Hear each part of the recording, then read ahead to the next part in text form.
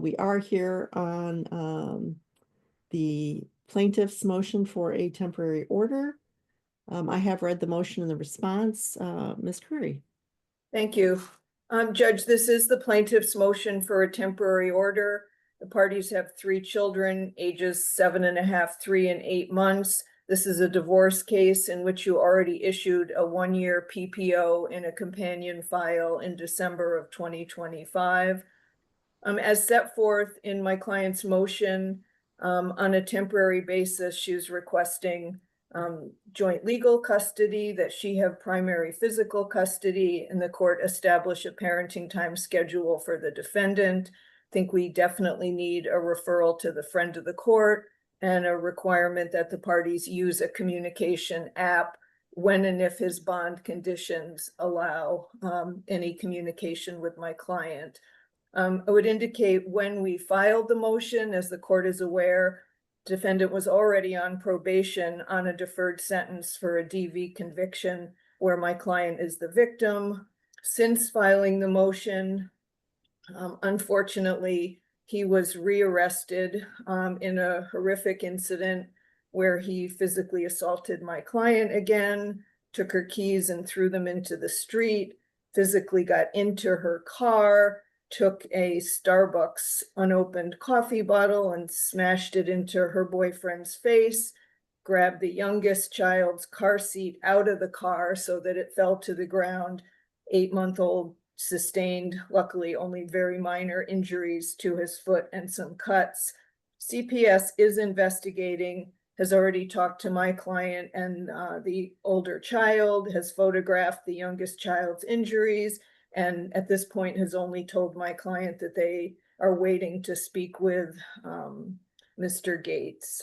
I have the name of the CPS worker.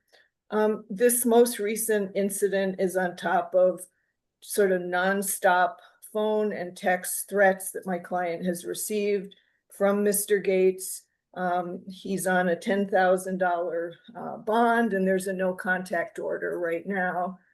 Mr. Carpenter is Mr. Gates's criminal defense attorney as well as his representative in this divorce case. I obviously disagree strongly with his factual recitation in his response and would only say I think that reads more like a made-for-TV jury closing speech than anything else, where you blame the victim for everything, take no responsibility, want the court, even after his client pled guilty in the first case, wants this court to think that the Walker police, the prosecuting attorney, Judge Christensen in the 59th District Court are somehow incompetent and don't know what they're doing here. It would also indicate that the police talked to the 7.5-year-old regarding what she had witnessed here before any adult, including my client, had spoken with her at all. And it's my understanding that she confirmed exactly what my client had said had happened here and what she saw her father do. So I think at this point, the court is looking at a dad who I'm sure loves his kids, but has some serious anger management challenges. And unfortunately, as a result, there are clearly threats to my client, but also to the children. So we would ask at this point, as I said earlier, that this matter be referred to the friend of the court for a full evaluation and recommendation as to custody, parenting time, and child support, that you order that the parties use our family wizard for their communication once his bond conditions allow it, and that till then, any communication would have to go through presumably his mother, who's been the third party, who's been willing to help. And my client, to her credit, has worked with the mother and even allowed some overnight contact for Mr. Gates with the children since this incident occurred. I think the parenting time schedule my client would suggest at this point, which I think is generous, would be alternating weekends and maybe a midweek evening, assuming CPS doesn't have a problem with that. We would also ask, until the friend of the court looks at child support, that the court simply order that child care costs, which will be expensive in the summer for 3 children just be split by the parties for right now.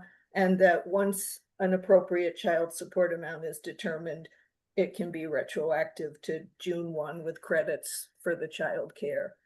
And that's my client's position right now. Oh, thank you.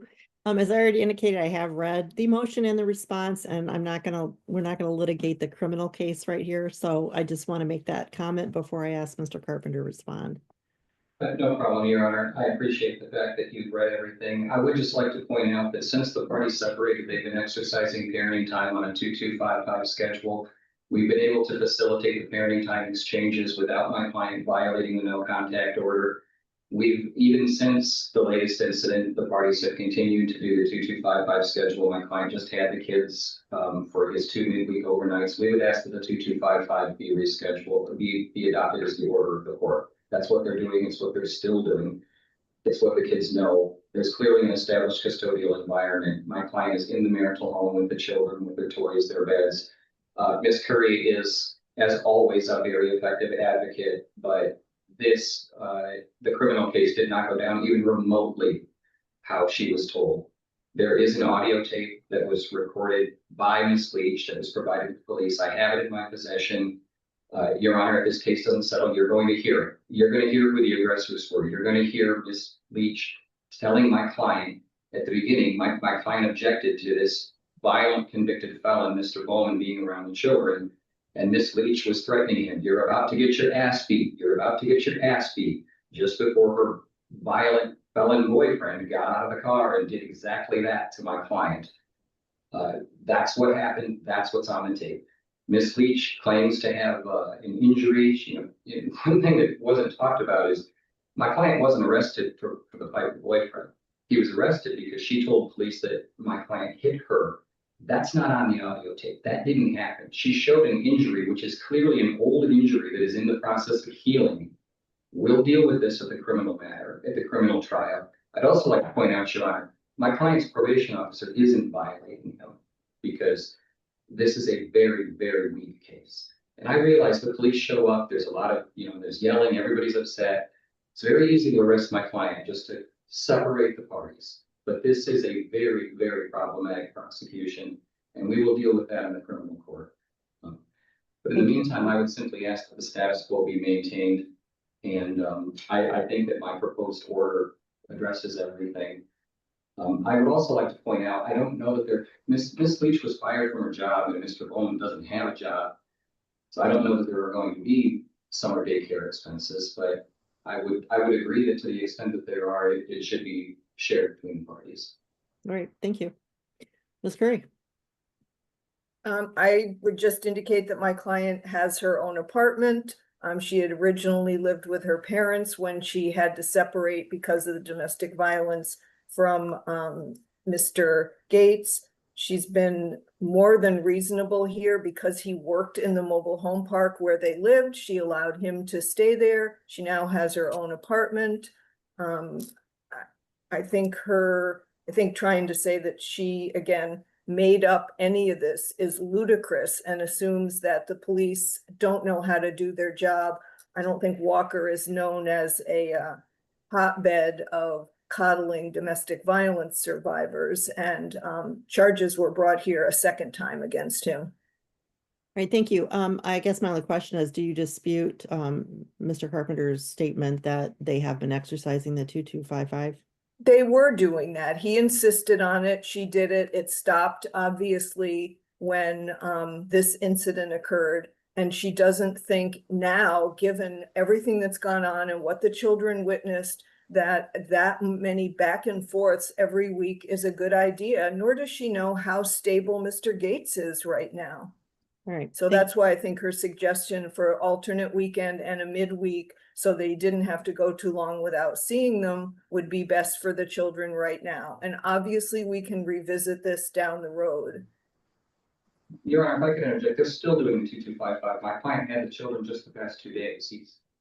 There was only 2 days this past week that was withheld from me. The last week, Wednesday and Thursday. Okay, they're still doing the 2255. Ms. Curry? They are not doing the 2255 right now. I mean, she's allowed overnights. She allowed an overnight last weekend through his mother. She allowed another overnight last night. She's tried to allow the children to maintain some contact with him, but they have not been doing a 2255 since his arrest. I'm Okay. sorry, that is simply false. Okay, all right, we're not gonna, going back and forth is not gonna solve this here. Obviously, we need an investigation. And I think I haven't heard anybody say that we don't. So on a temporary basis, the court will award joint legal and joint physical custody of these children to both parties. It sounds like that there is an established custodial environment with both parties. However, due to the pending criminal charges, I think at this point, I think the 2255 is too many transfers back and forth.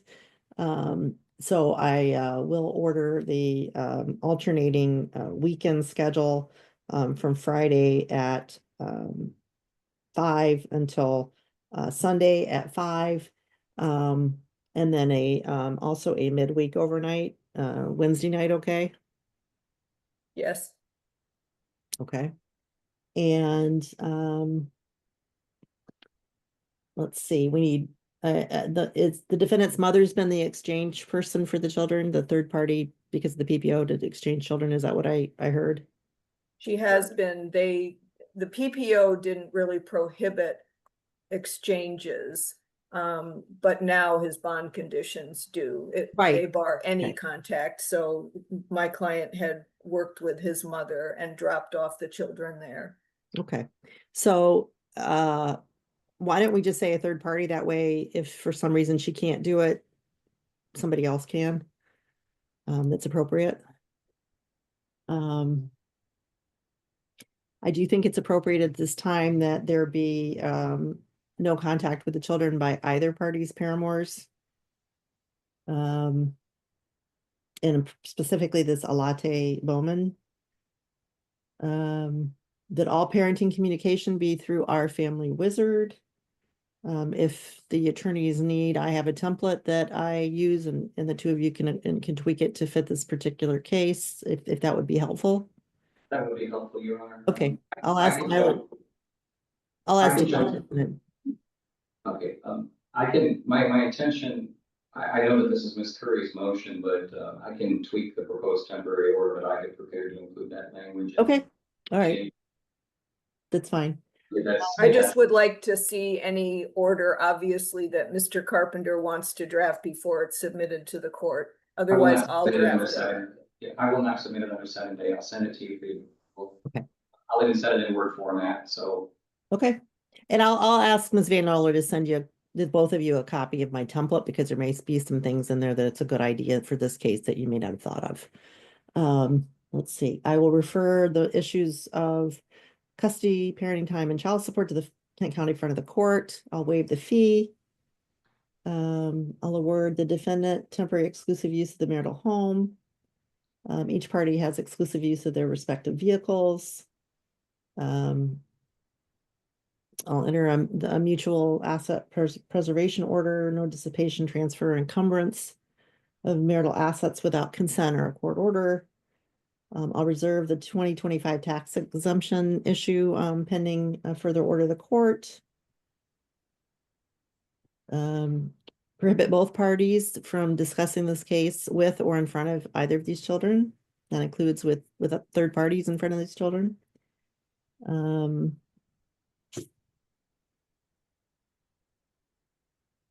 I think I covered everything. Is there anything else? The only thing would be the child support, Your Honor. I'd ask that the friend of the court determine that and make it retroactive to June 1, and that in the meantime, the parties share 50-50 the child care costs. And I believe I heard Mr. Carpenter agree to that, on the condition that that's actually needed, that they're working.